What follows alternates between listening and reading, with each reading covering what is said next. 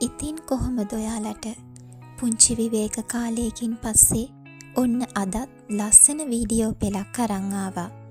වෙනද වගේම අදත් Life with Sia YouTube channel එකට ආදරෙන් පිළිගන්නවා. ගිය සුමානේ සතියේ එක් දවසක මට මනසට වගේම ශරීරයටත් හරිම වෙහෙසකාරී බවක් දැනුණා. කවදවත් නොදැනුණ විදිහට සුළු එපා වීමක්, නොරිස්සුම් ගතියක්, පීඩාකාරී හා කම්මැලි බවක් ඇති වුණා. වෙනද වගේම උදේම ඇහැරුණත් වැඩක් පළක් කරගන්න බැරි වුණා. මොකක්ද මට නොදැනුණු අමුතු গুপ্ত බවක් ඇති වෙලා තිබුණා.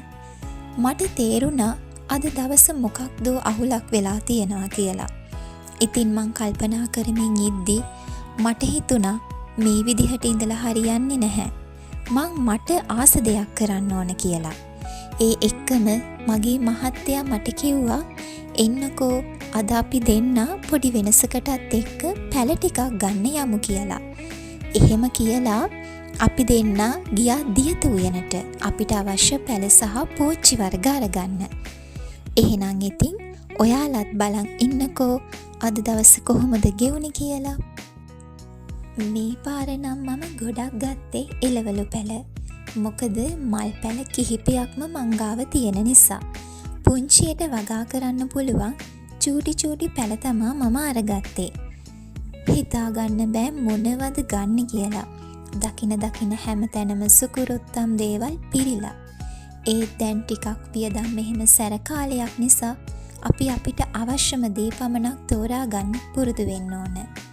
මේ පැල වර්ග, මාළු වර්ග, විවිධ වූ භාණ්ඩ, වේවැල් උපකරණ ආදී මේ දේවල් දැක්කම මට ටිකක් හිතට සැහැල්ලුවක් දැනුණා. අවුරශ්මිය වැඩි වුවත් හීන් ලාසුලඟක් ගතට දැනෙනකොට පීඩාකාරී බව කොහෙන්දෝ ඉගිලුණා වාගේ දැනුණා. ඔන්න ඉතින් බලන්නකෝ පැල වර්ග ගොඩාක් තියෙනවා. ඉතින් පැලවල විස්තරත් අහගෙන කොහොමද හිටවන්නේ, මොනවද දාන්න ඕන පොහොර වර්ග, ඒ වගේ විස්තර අහා ඒ ඇන්ටිගේ මම පැල වර්ග කිහිපයක්ම මිලදී ගත්තා. ඔයාලට පේනව නේද මේ වැරණියා මිරිස් කියලා තියෙනවා. කියන්නේ බැටළු මිරිස්. අන්න ඒ පැලේ නම් මංගාව තියෙනවා. චූටි පැලයක් අරන් ගියා. දැන් නම් ඒක ගොඩාක් උසට හැදිලා තියෙනවා.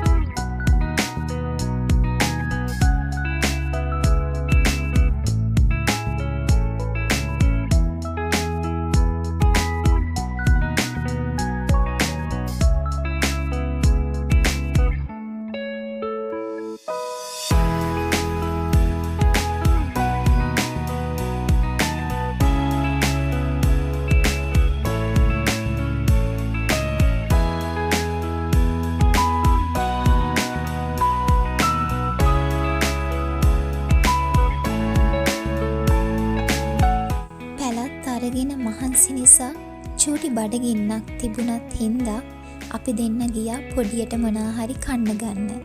ඔන්න ඉතින් කන්නත් අරගෙන බලන්නකෝ අපි දෙන්න නිදහසේ වාඩි වෙලා කියව කනවා.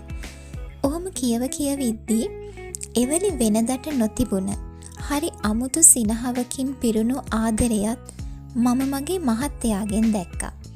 එයා මට කටක් කවලා කිව්වා ඔන්න ඔහේ ප්‍රශ්න ටික අමතක කරලා දාන්න සූටි මැණික. කිසිම දෙයක් වැඩි ඔලුවට ගන්නෙ නැතුව hina වෙලා ඉන්නකෝ. මොකද ඔයා ඔහොම ඉන්නවට වඩා ඔයා hina වෙලා ඉද්දි තමා ඔයා ලස්සන. ඔයා hina වෙලා ඉන්නකොට තමා මට මගේ වැඩ ටික කරගන්න පුළුවන් වෙන්නේ කියලා. ඔව් ඒක ඇත්ත.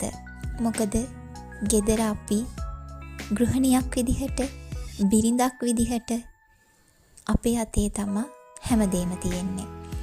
ඔන්න ඉතින් කාලා බීලා අපි දෙන්න ඉක්මනටම ගෙදර ආවා.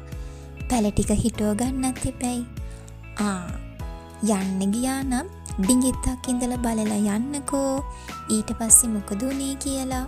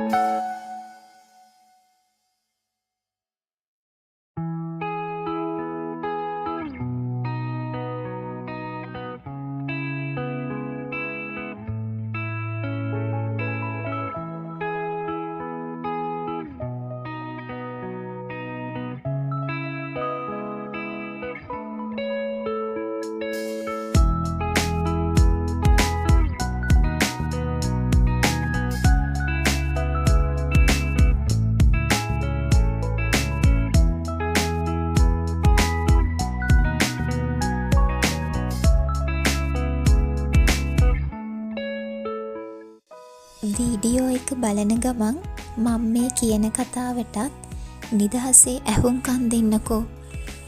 ගොඩක් වෙලාවට අපි හැමෝගෙම ජීවිත ගලන්නේ ඒකාකාරී විදිහට. උදේ නැගිට වෙලේ ඉඳන් රෑ නින්දට යනතුරුම අපිට තියෙන්නේ යුතුයකම් වගකීම් වලින් පිරුණු සංකීර්ණ ජීවිතයක්. විවාහක අවිවාහක ගැහැණු පිරිමි තරුණ මහලු කියලා ભેදයක් නැහැ. හැමෝම කොතනක හෝ හිර වෙලා ඉන්නවා. යුතුයකම් වගකීම් ඉෂ්ට කරන්න. වෙලාවකට අපිට හරියට මහන්සිය දැනෙනවා. පුංචි විරාමයක් ගන්න ඕන බව දැනෙනවා. ඒත් අපි බයයි නතර වෙන්න. ගිමන් ටිකක් හරින්න. මොකද අපිට එතකොටම මතක් වෙන්නේ මට අරක කරන්න තියෙනවා, මට මේක කරන්න තියෙනවා කියලා. ඔව්, ඒක තමයි සැබෑ තත්වය. හැබැයි ඔයාලා හොඳාකාරවම දන්නවා ගඟක් උනත් ලස්සන එක දිගට ගලනකොට නෙවෙයි.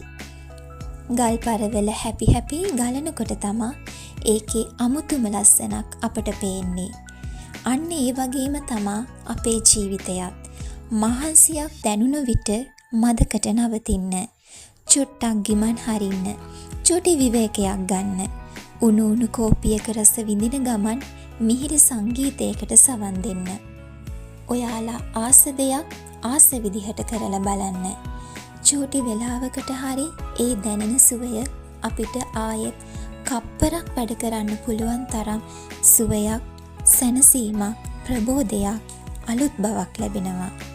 පුළුවන් තරම් හැම විටම සුබවාදී ආකල්ප වලින්, නැවුම් සිතුවිලි වලින් පරිපූර්ණ පුද්ගලයෙක් වෙන්න උත්සාහ කරන්න. ඔයාට අනවශ්‍යයි කියලා දැනෙන හැමදේම ඔළුවෙන් අයින් කරලා ඔයාට අවශ්‍ය දේ පමණක්, හොඳයි කියන හිතන දේ පමණක්, සුබවාදී දේ පමණක් කරන්න. ධනාත්මක ආකල්ප ඇති මිනිසුන් ඇසුරු කරන්න. ඍණාත්මක ආකල්ප ඇති මිනිසුන් බැහැර කරන්න. මේක තමයි මගේ වයිබ් එක. කවුරු කොහොම මොනව කිව්වත් මට ඒ දේ අදාළ වෙන්නේ නැත්තම් මම ඒක මගේ ඔළුවට දාගන්නේ නැහැ. එහෙම දාගත්ත කාලයක් තිබුණා. ඒ ප්‍රශ්න මම හිත හිටියා. ඒකෙන් මට උනේ මගේ වැඩපාඩු වෙලා මගේ ධනාත්මක භාවය, මගේ යහපත් සිතුවිලි, මගේ යහපත් ආකල්ප නැවුම් බව නැති වුණ එක විතරයි. ඒ හින්දා මම එදා ඉඳන් අලුත් විදියට හිතන්න පටන් ගත්තා. හැම විටම අවශ්‍ය දේ පමණක් අරගෙන අනවශ්‍ය දේ බැහැර කරා.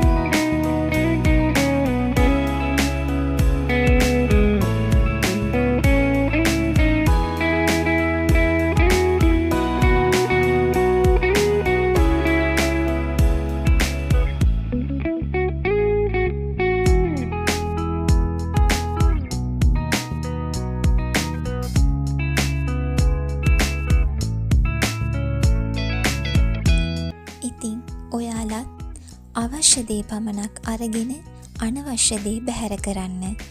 හැමදාම වගේ මාව ආදරෙන් අහන් හිටියටයි බලන් හිටියටයි ගොඩක් ස්තුතියි.